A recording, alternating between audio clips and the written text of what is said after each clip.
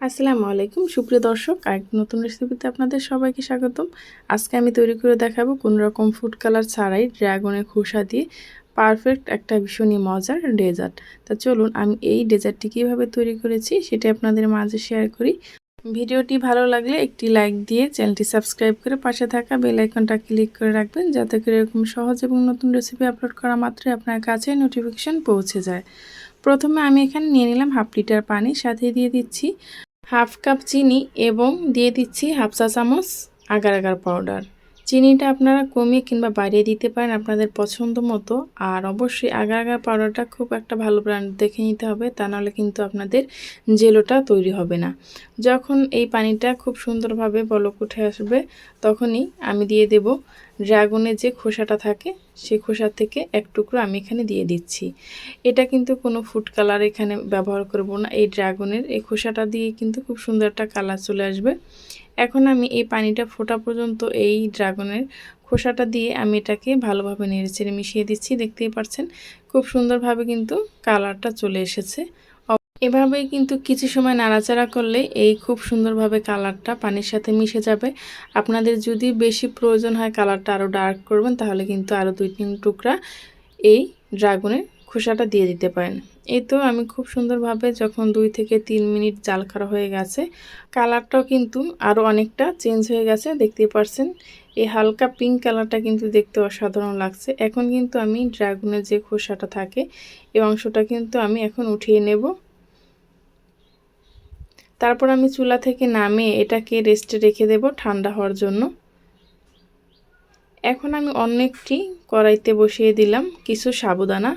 দেখতেই পাচ্ছেন সাবুদানাটা আমি আগে থেকে ধুয়ে পরিষ্কার করে নিয়েছি। এখন আমি চুলায় বসিয়ে দিলাম আর সাবুদানাটাকেও আমি খুব সুন্দরভাবে সেদ্ধ করে নেব। এখানে আমি আমার পরিমাণ মতো সাবুদানাটা দিয়ে দিয়েছি, আপনারা চাইলে বেশি এখানে ব্যবহার করতে পারেন। এটা যখন হালকা ফুটে উঠবে দেখতেই পাচ্ছেন এটা কিন্তু কালারও চেঞ্জ হয়ে যাবে আর সাবুদানাগুলো উপরে কিন্তু বেশি উঠবে। এখন আমি এটাকে ভালোভাবে একটি চামচের সাহায্যে নেড়েচেড়ে মিশিয়ে নিচ্ছি, যাতে করে নিচে না লেগে যায়। অবশ্যই এই কাজটা করার সময় চুলার পাড় থেকে কিন্তু যাওয়া যাবে না, এটার কাছে থেকেই এটাকে জাল করে নিতে হবে। এটাকেও আমি ফুটিয়ে নিলাম 2 থেকে 3 মিনিটের মতো। দেখতে পাচ্ছেন সব সাবুদানা কিন্তু একদম উপরে ভেসে গেছে। এখন আমি এটাকে অনবরত নেড়েচেড়ে মিশিয়ে নিচ্ছি।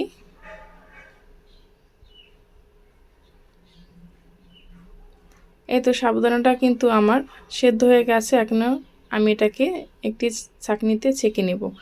আর যে আগার আগার পাউডারটা দিয়ে আমি জেলোটা তৈরি করে নিয়েছি সেটাও কিন্তু খুব সুন্দরভাবে সেট হয়ে গেছে, দেখতেই পাচ্ছেন।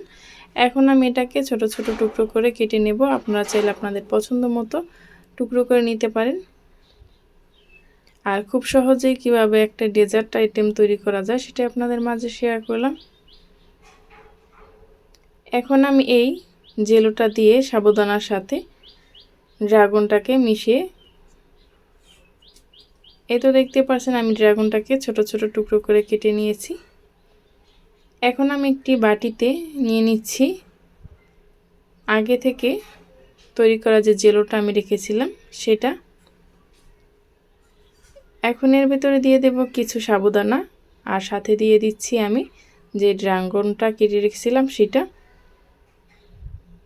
এখন এই সবগুলো উপকরণ একসাথে মিক্স করে নিলেই কিন্তু ঠান্ডা ঠান্ডা একটা ডেজার্ট তৈরি হয়ে যাবে খুব সহজেই।